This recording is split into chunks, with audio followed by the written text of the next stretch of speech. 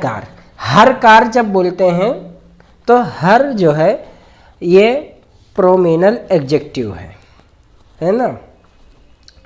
तो इसकी मैंने उर्दू में ये तारीफ़ देखी है, पेश की है, किसी ऐसी चीज़ की वजाहत करता है जो किसी ज़मीर से मुशाबहत रखता हो, या किसी जैसे कि किसी शख्स, जगह या चीज़ की वजाहत करते हुए बुनियादी तौर पे पार्ट ऑफ स्पीच के दूसरे हिस्से के तौर पे ये काम करता है।